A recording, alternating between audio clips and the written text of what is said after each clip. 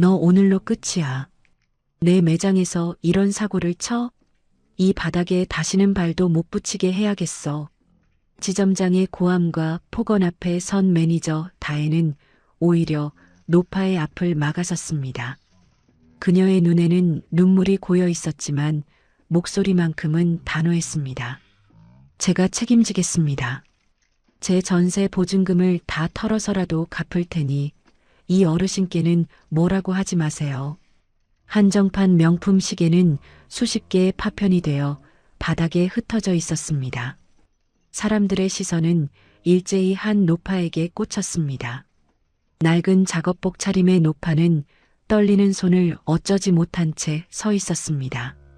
대체 무슨 일이 있었던 건지 궁금하시다면 잠시 구독과 알림 설정 부탁드립니다.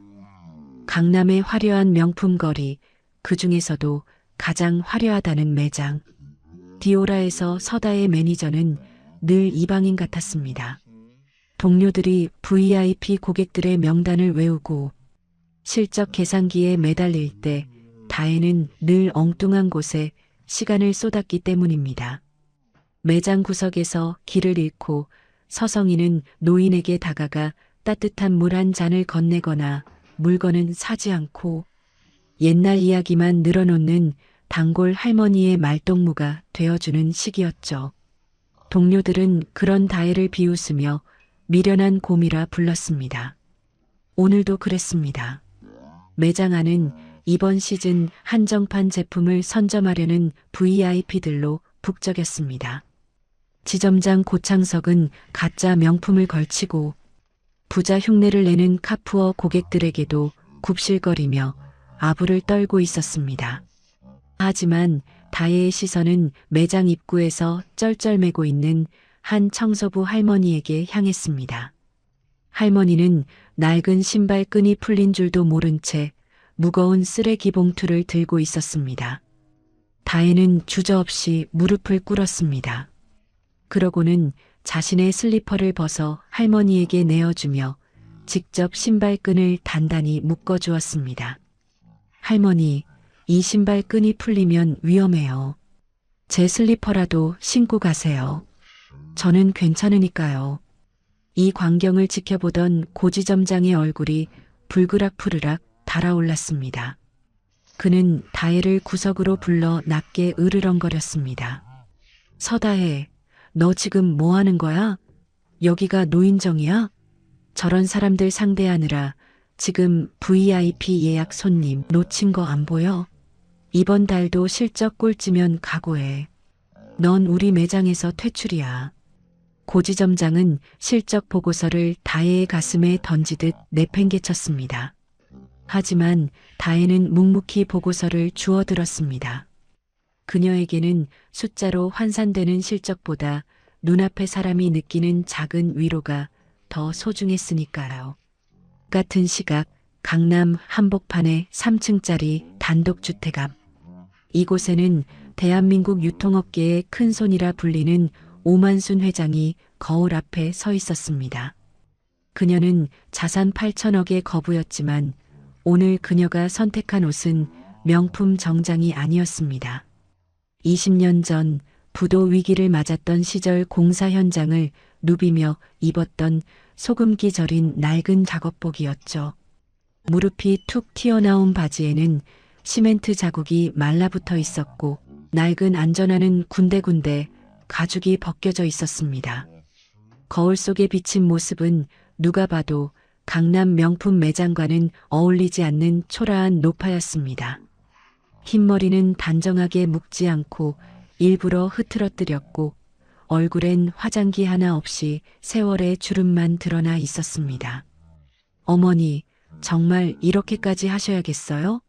다혜 씨는 그런 사람이 아니에요. 옆에서 지켜보던 아들 오시윤 본부장이 걱정스러운 듯 물었습니다. 하지만 오만순 회장의 눈빛은 차가웠습니다. 그녀는 평생 숫자로 사람을 판단하지 않는다고 말해왔지만 아들의 결혼 상대만큼은 달랐습니다.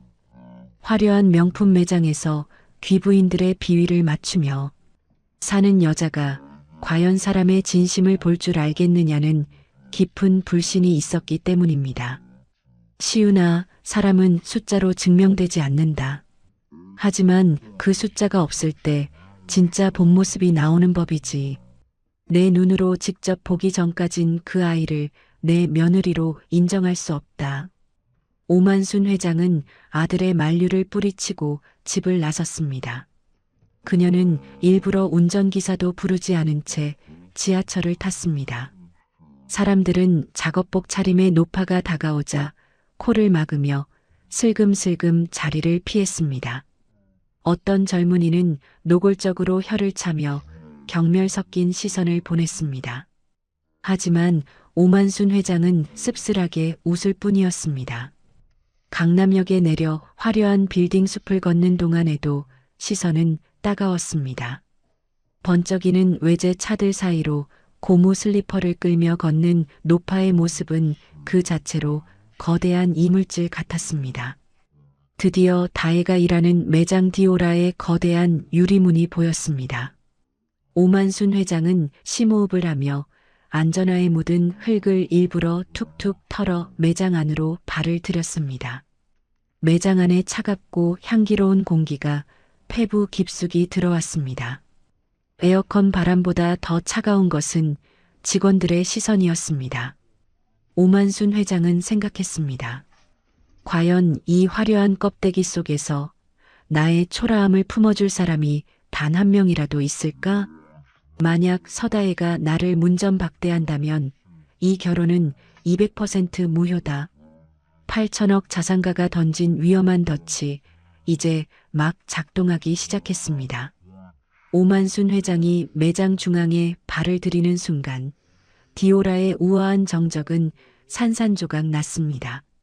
안전화가 대리석 바닥을 끄는 찌질한 소리에 쇼핑하던 귀부인들이 일제히 미간을 찌푸렸습니다. 가장 먼저 달려온 건 지점장 고창석이었습니다. 그는 회장의 행색을 훑어보더니 마치 더러운 오물을 본 듯 얼굴을 험악하게 구겼습니다. 어이 할망구, 여기가 어디라고 들어와? 여긴 당신 같은 사람이 올 곳이 아니니까 당장 나가.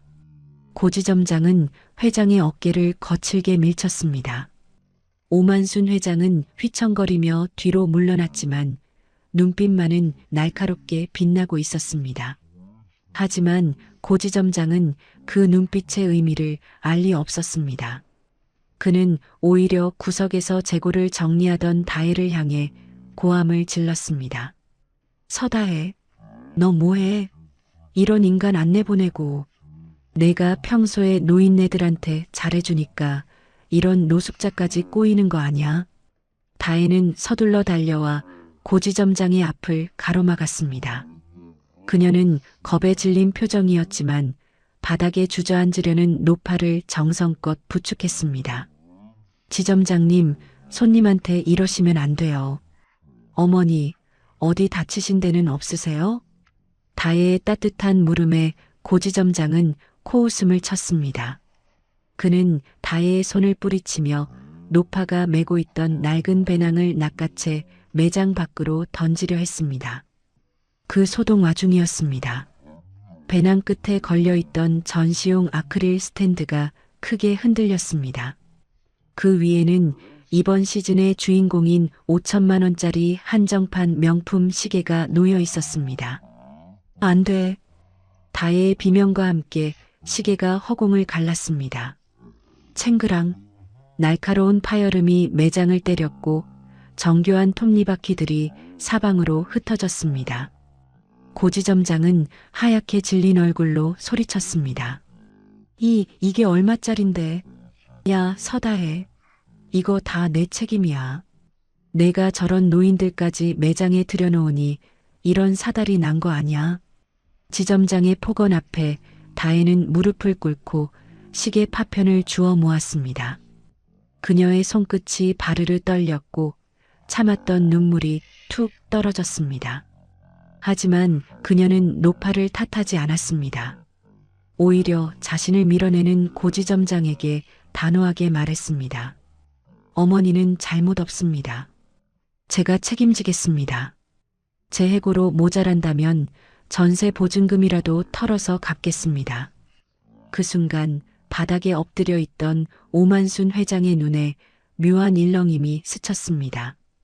자신의 덫에 스스로 걸려들어 인생을 걸겠노라 말하는 이 미련한 여자의 진심이 그녀의 8천억 자산보다 더 무겁게 느껴지기 시작한 것이었습니다. 바닥에 흩어진 시계 파편보다 더 날카로운 건 고지점장의 비열한 미소였습니다.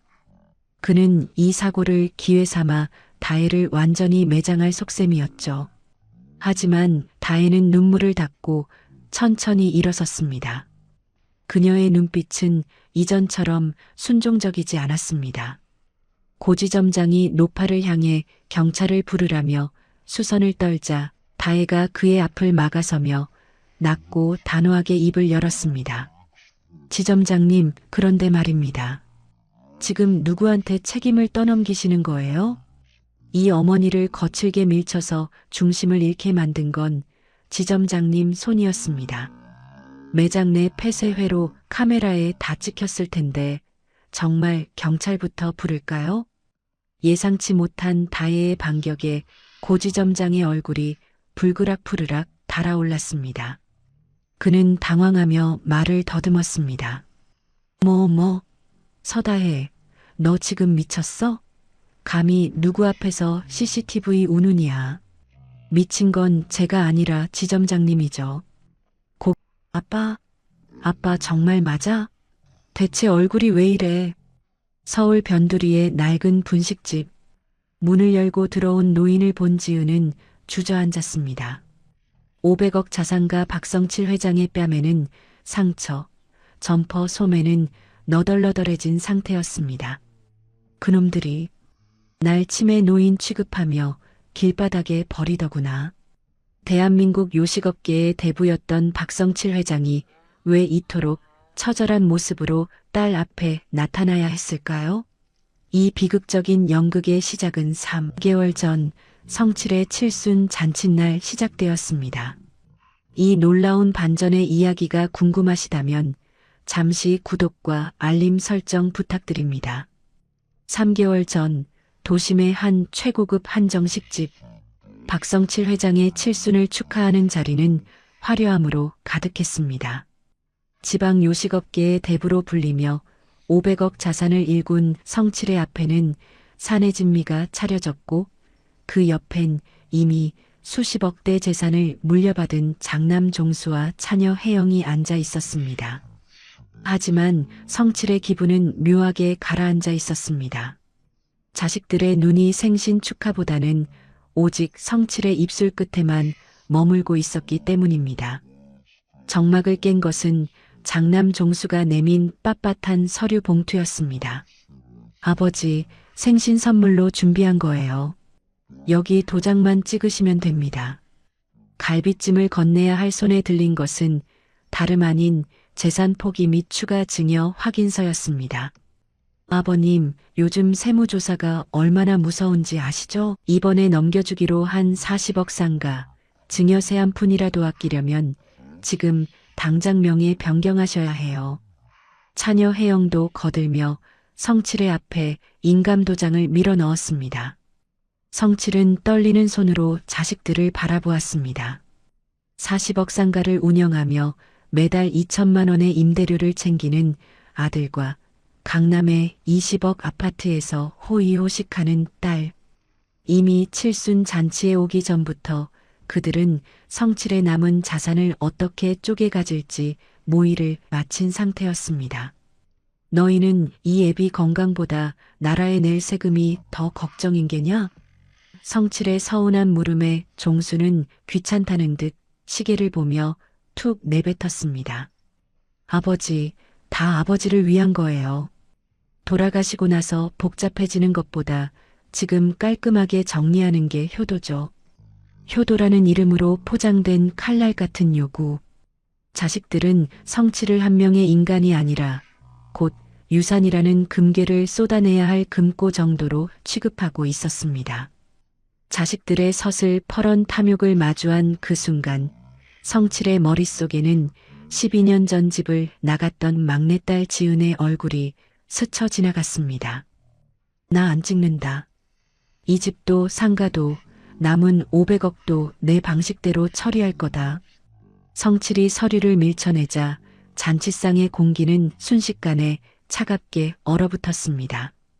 그것은 성칠이 자식들의 진심을 확인하기 위해 인생 최후의 도박, 즉 파산 연극을 결심하게 된 결정적인 도화선이었습니다.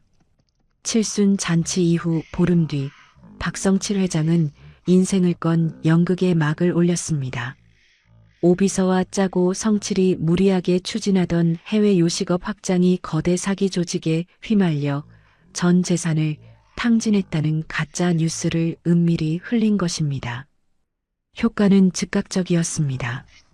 단 500만 원의 카드값조차 결제되지 않는다는 소식이 장남 종수의 귀에 들어간 그날 오후, 종수는 아버지를 찾아와 위로 대신 고함부터 내질렀습니다. 아버지, 그게 무슨 소립니까? 해외 투자라니요. 그 40억 상가를 담보로 대출까지 받으셨다면서요.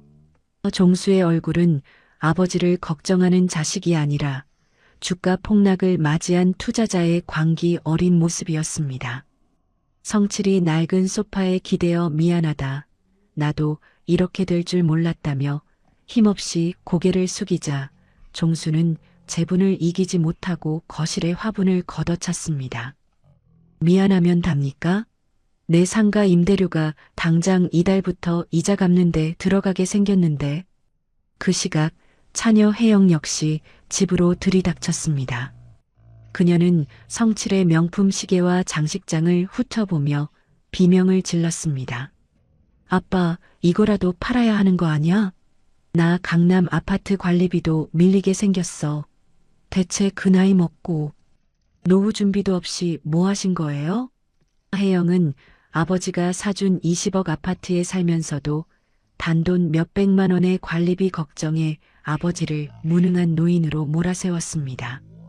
두 자식에게 성칠은 더 이상 존경하는 아버지가 아니었습니다. 재산이라는 껍데기가 벗겨지자마자 그는 자식들의 인생을 망친 짐덩어리로 전락했습니다. 종수는 아예 변호사를 불러 성칠의 앞에서 선언했습니다. 아버지 재산 동결된 거 사기 혐의잖아요. 우리한테 준 재산까지 뺏길 수 있으니까 당분간 연락 끊으세요. 그리고 저 상가 우리가 지켜야 하니까 아버지는 법적으로 침해 판정 받으셔야겠어요. 성년후견인 신청을 해서 아버지의 남은 권리조차 박탈하겠다는 선전포고였습니다. 그토록 공들여 키운 자식들이 자신의 파산을 기회 삼아 법적 성급기에 나서는 것을 보며 성칠은 가슴 깊은 곳에서 뜨거운 것이 올라오는 것을 느꼈습니다. 이것은 단순한 연극이 아니라 자신이 평생 믿어온 돈의 교육이 완전히 부도났음을 알리는 처절한 신호탄이었습니다. 비바람이 몰아치던 늦은 밤 갈 곳을 잃은 성칠이 아들의 40억 원짜리 갈비집을 찾아갔을 때 그를 맞이한 것은 차가운 멸시였습니다. 아버님, 지금 여기가 어디라고 오세요? 손님들이 사기꾼 회장 왔다고 수군거리는 거 안 들리십니까? 종수는 가게 입구에서 성칠의 앞을 가로막았습니다. 성칠이 젖은 옷을 떨며 하룻밤만 재워달라 애원했지만 아들은 오히려 질색하며 성칠의 어깨를 밀쳐냈습니다. 결국 빗물 섞인 눈밭 위로 고꾸라진 성칠은 멍하니 자신의 40억 상가를 올려다보았습니다. 매달 2천만 원씩 임대료를 안겨주던 건물이 이제는 자신을 향한 무덤처럼 서 있었습니다. 그때 둘째 딸 혜영에게서 문자 한 통이 날아왔습니다. 아빠, 우리 집 올 생각 마. 나 이미 경비실에 아빠 얼굴 사진 주고 접근 금지시켰어. 자식들에게 살처분당한 짐승처럼 길바닥을 헤매던 성칠은 마지막 희망을 안고 12년 전 내쫓았던 막내딸 지은의 낡은 분식집 문을 열었습니다. 아빠 정말 맞아? 김이 서린 가게 안에서 지은은 비명을 지르며 주저앉았습니다. 500억 자산가였던 아버지의 뺨에는 아들의 가게에서 밀려날 때 묻은 진흙이 묻어 있었고 옷소매는 찢어져 너덜거리고 있었습니다. 지은은 오열하며 성칠을 주방 옆 작은 방 침상에 앉혔습니다. 그리고는 서랍 깊숙이 보관해온 낡은 흰 봉투 하나를 성칠의 손에 억지로 쥐어주었습니다. 아빠, 이거 받으세요. 제발이요. 이거 내 전세 보증금 3천만 원인데 나 다시 벌면 되니까 아빠 이거 들고 가서 따뜻한 방부터 구해요.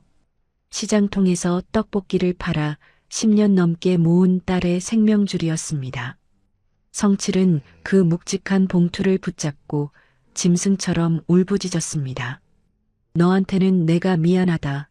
내가 다른 자식들을 괴물로 키웠어. 지은이 내민 3천만 원 봉투를 쓰다듬던 성칠의 손이 파르르 떨렸습니다. 지은아, 너 이 돈이 어떤 돈인데 이걸 나한테 줘. 성칠의 물음에 지은은 붉어진 눈시울로 애써 미소 지었습니다. 아빠, 나 떡볶이 팔아서 충분히 먹고 살아요. 그러니까 미안해하지 마세요. 지은은 오히려 아버지가 사준 40억 상가에서 떵떵거리던 오빠와 언니를 걱정했습니다. 종수 오빠랑 혜영 언니도 많이 힘들죠? 아빠가 망했다는 소식 듣고 얼마나 놀랐을까. 내가 더 많이 못 드려서 미안해요. 자신을 노숙자 취급하며 문전박대한 자식들을 되레 걱정하는 지은의 순수한 진심에 성칠은 가슴이 난도질 당하는 기분이었습니다. 그 시각 장남 종수와 차녀 혜영은 아버지가 막내 지은의 분식집에 숨어들었다는 소식을 듣고 비열한 미소를 짓고 있었습니다. 잘됐네. 거기 있으면 찾기도 쉽겠어. 종수는 이미 변호사와 짜고 성칠의 성년후견인 신청서를 법원에 제출한 상태였습니다. 아버지를 치매 환자로 몰아 남은 비자금의 위치를 알아내고 혹시라도 파산으로 인해 자신들에게 증여된 재산의 법적 보호막을 치려는 속셈이었습니다. 그들은 아버지가 망했다는 사실보다 아버지가 자신들의 인생에 재수없는 짐이 되었다는 사실에 더 분노하고 있었습니다. 성칠은 딸이 끓여준 멀건 어묵탕 한 접시를 비우며 결심했습니다. 자식들에게 돈은 독이었고 딸에게 돈은 사랑이었다는 사실을 이제야 깨달았습니다. 지은아, 아빠가 이제야 숙제를 다 끝낸 것 같구나. 성칠은 딸이 잠든 새벽 조용히 분식집 밖으로 나왔습니다. 골목 어귀에서 기다리고 있던 검은 세단과 오비서가 그를 맞이했습니다. 회장님, 준비 끝났습니다. 장남과 차녀는 이미 자신들이 승리했다고 믿고 법원 절차 진행하고 있습니다. 성칠의 눈빛에서 슬픔이 사라지고 요식업계 대부 특유의 서슬 퍼런 카리스마가 되살아났습니다. 가자. 내 자식들이 짐승이 됐는지 인간이 됐는지 마지막으로 확인해 줄 시간이다. 서울가정법원 제3호 법정. 장남 종수와 차녀 혜영은 승리를 확신하는 표정으로 앉아 있었습니다. 그들이 신청한 성년후견인 개시 심판의 날이었습니다. 아버지는 이미 해외 투자 사기의 충격으로 판단 능력을 상실하셨습니다. 저희가 재산권을 관리하는 것이 아버지를 보호하는 유일한 길입니다. 종수의 변호사가 유창하게 말을 이어가자 휠체어에 몸을 실은 성칠이 초췌한 모습으로 법정에 들어섰습니다. 초점 없는 눈동자와 덜덜 떨리는 손, 누가 보아도 정신이 나간 노인의 형색이었습니다. 아빠, 나 누군지 알겠어? 어휴, 진짜 어쩌다 저렇게 됐대. 혜영은 아버지의 몰골을 보며 안타까운 척 손수건을 꺼냈지만 슬픔은 하나도 보이지 않았습니다.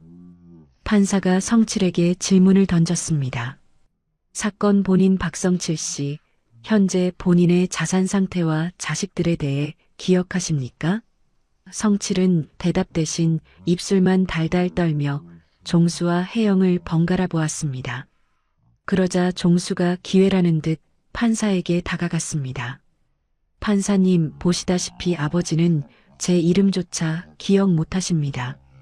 이미 500억 자산은 다 날리셨고 남은 건 저희가 물려받은 상가와 아파트뿐인데 이것마저 압류될 위기입니다. 효도 차원에서라도 저희가 후견인이 되어야 합니다. 종수의 목소리에는 아버지를 향한 걱정이 아닌 오직 자신의 재산을 지키려는 탐욕만이 가득했습니다. 심지어 그는 판사 앞에서 준비해온 가짜 진단서까지 내밀며 아버지를 중증 치매 환자로 확정 지으려 했습니다. 그때였습니다. 휠체어에 앉아 힘없이 고개를 떨구고 있던 성칠이 천천히 고개를 들었습니다. 그리고는 자신을 치매로 몰아세우던 종수의 눈을 똑바로 응시하며 아주 낮고 차가운 목소리로 입을 뗐습니다. 종수야, 40억 상가 임대료가 끊기니까 내 눈에는 이 애비가 치매 환자로 보이더냐? 법정안은 순식간에 찬물을 끼얹은 듯 정적이 흘렀습니다. 성칠은 휠체어에서 가뿐하게 일어서더니 굽어있던 허리를 꼿꼿이 폈습니다. 그것은 500억 자산가 박성칠의 가면이 벗겨지고 거대한 복수가 시작됨을 알리는 서늘한 서막이었습니다. 회장님, 준비한 자료 상영하겠습니다. 오비서의 말이 떨어지기 무섭게 법정 내 대형 스크린에 영상이 흘러나왔습니다.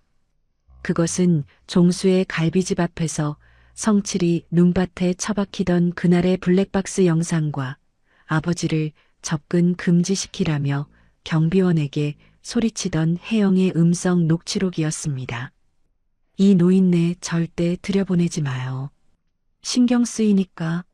혜영의 날카로운 목소리가 법정에 울려 퍼지자 방금 전까지 눈물을 훔치던 혜영의 얼굴이 사색이 되었습니다. 종수는 당황하며 판사를 바라보았습니다. 이건 조작입니다. 아버지는 제정신이 아니에요. 하지만 성칠은 비웃듯 품 안에서 서류 한 뭉치를 꺼내 판사에게 건넸습니다. 판사님, 이건 제가 자식들에게 40억 상가와 20억 아파트를 증여할 때 작성한 특약 서류입니다. 부모에 대한 부양 의무를 저버리거나 망언적인 행위를 할 경우 증여를 즉시 무효로 한다는 조항이 명시되어 있습니다. 이른바 불효자 방지법에 근거한 철저한 덫이었습니다. 성칠은 사시나무 떨듯 떠는 종수에게 다가갔습니다. 내가 그랬지? 나를 치매로 몰아 성년 후견인을 신청하는 게 효도라고. 그래, 그 효도 내가 직접 받아주마. 성칠의 매서운 눈빛에 종수는 그 자리에 주저앉았습니다. 해외 사기, 전 재산 탕진, 전부 다 너희가 나한테 보인 마음을 확인하기 위해 내가 꾸민 연극이었다. 그런데 너희는 내 돈이 사라지자마자 나를 짐승보다 못한 노숙자 취급을 했어. 성칠의 사자 후에 법정 안의 방청객들 사이에서 탄식이 터져나왔습니다. 그날 법정의 판결은 단호했습니다. 자식들의 불효 행위가 명백하게 입증됨에 따라 성칠이 장남과 차녀에게 증여했던 60억 상당의 모든 재산에 대해 증여 반환 판결이 내려졌습니다. 아빠, 한 번만 용서해줘요. 우리가 잘못했어. 혜영이 성칠의 바짓가랑이를 붙잡고 울부짖었지만 성칠은 차갑게 그 손을 뿌리쳤습니다. 용서? 그건 사람이 사람에게 하는 거다. 돈 때문에 아버지를 버린 너희에게 남은 건 이제 너희가 그토록 무시하던 가난뿐이다. 500억 자산가의 완벽한 승리이자 탐욕의 눈먼 자식들을 향한 처절한 심판의 순간이었습니다. 법정 안의 공기는 성칠의 입술 끝에 달려 있었습니다. 판결문이 낭독되기 직전 성칠은 천천히 손을 들어 재산 반환 소송을 취하하겠다는 뜻을 밝혔습니다. 판사님, 자식들이 저지른 죄는 크나 부모로서 마지막 기회를 주고 싶습니다. 성칠의 폭탄 선언에 종수와 혜영은 지옥에서 살아 돌아온 듯 안도의 한숨을 내쉬며 바닥에 엎드려 절을 했습니다. 아버님, 역시 아버님뿐입니다. 평생 효도하며 살게요.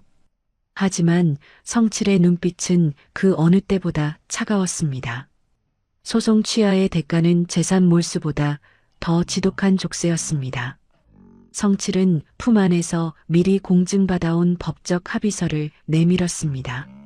재산은 너희 명의로 두마. 하지만 오늘부터 그 상가와 아파트의 수익관리권, 그리고 처분권은 모두 내가 지정한 법무법인에 위임한다. 너희는 거기서 나오는 수익 중 최저 생계비를 제외한 모든 금액을 매달 내 재단에 기부해야 한다. 종수와 혜영의 얼굴이 순식간에 굳어졌습니다. 재산 명의만 자기들 것이지 사실상 한 푼도 마음대로 쓸 수 없는 무보수 관리인이 된 셈이었습니다. 만약 한 번이라도 기부를 거르거나 내 허락 없이 재산을 담보로 대출을 받는 날엔 이 소송은 즉시 재개될 거다. 알겠느냐? 성칠의 서슬 퍼런 명령에 자식들은 쥐 죽은 듯 고개를 숙였습니다. 이제 그들은 화려한 상가와 아파트라는 감옥에 갇혀 평생 아버지의 처분만 기다려야 하는 처지로 전락했습니다. 성칠은 비굴하게 서류에 도장을 찍는 자식들을 뒤로하고 법정을 나섰습니다. 재산을 빼서 원수를 만드는 대신 재산을 미끼로 평생 곁에서 자신의 권위를 확인하게 만드는 진짜 갑의 방식을 택한 것입니다. 그는 이제 무거운 정장을 벗어던지고 가장 가벼운 옷차림으로 막내딸 지은의 분식집으로 향했습니다.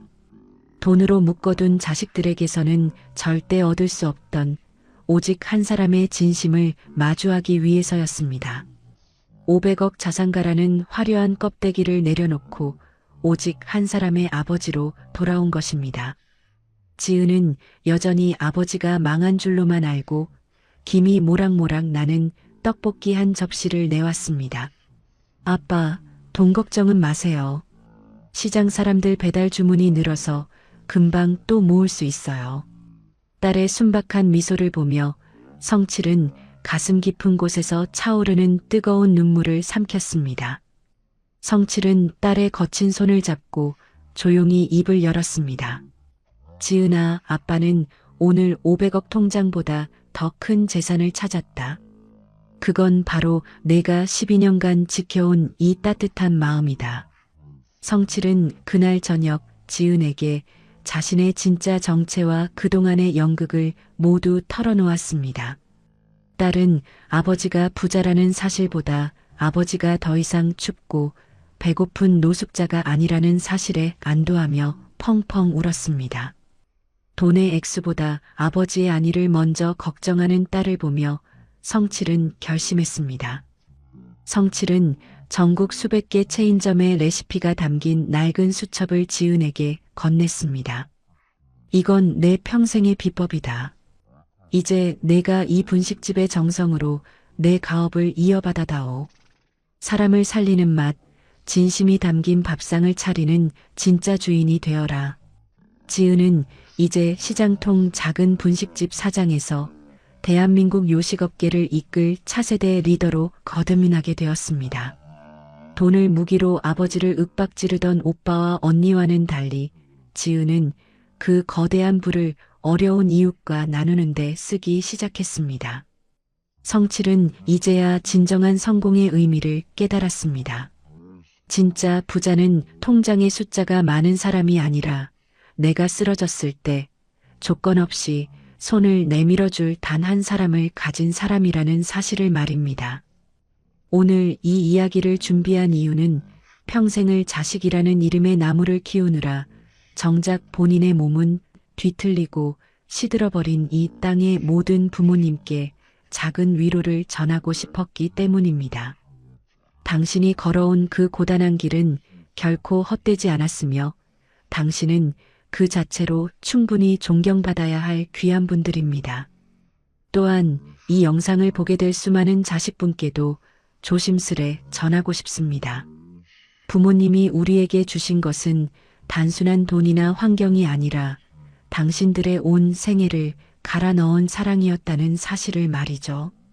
부디 늦기 전에 그 진심에 감사하며 낡은 털신처럼 따뜻한 부모님의 손을 한 번만이라도 꼭 잡아드리면 좋겠습니다. 오늘 이야기가 여러분의 마음속에 작은 온기로 남기를 진심으로 바랍니다. 긴 시간 이야기 친구와 함께 해주셔서 감사합니다.